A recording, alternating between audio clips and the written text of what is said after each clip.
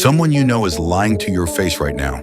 A friend, a coworker, maybe even your partner. Creepy thought, right? But here's the real kicker. They don't need to say a word to give themselves away. Their body already told a story. Today, we're diving into the dark side of body language, how to decode hidden intentions before they burn you. And trust me, once you learn these signals, you'll never look at people the same way again. Warning, you might ruin small talk forever. People lie with words, but faces leak the truth. Here's the problem. We think we're great lie detectors, but studies show most people are barely better than chance. The face, though, it betrays us in milliseconds. Ever seen someone smile with their mouth but not their eyes? That's not joy. That's a mask. A fake smile is like a bad Wi-Fi signal. It looks fine until you actually try to connect. The solution is to look at the eyes and the timing. Real smiles crinkle the eyes. Those little crow's feet are honesty's footprints. Fake ones, dead eyes. If someone flashes a smile too fast or holds it too long, your internal red flag should start waving.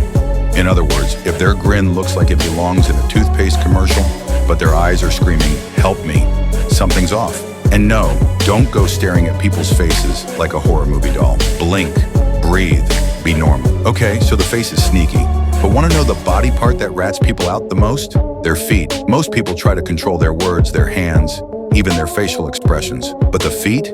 Those little traitors are always honest. If someone's feet are pointed away from you during a conversation, their brain already left. Harsh, I know, but it's true. If someone's body is facing you, but their feet are pointed at the exit, guess what? They want to be anywhere but here. Next time you're telling a story and their feet suddenly pivot toward the door, yeah, wrap it up. You just became background noise. Unless it's a first date. In that case, their feet pointing at the door just means run. Now, if the feet are the snitches, the hands are the cover-up crew. Here's the deal. When people are anxious or lying, their body often tries to soothe itself. The neck and face are hot spots. Think about it.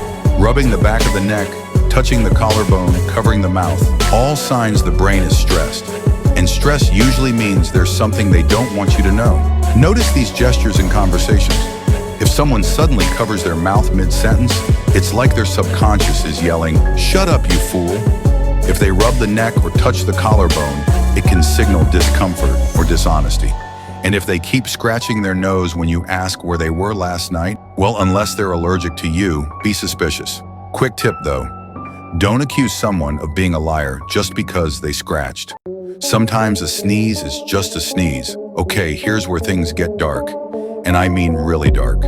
Because the scariest lies aren't told with the mouth, they're told with contradictions. When body language doesn't match spoken words, that's a red alert. Someone saying, "I'm fine," while shaking their head no, that's the universe handing you the truth on a silver platter.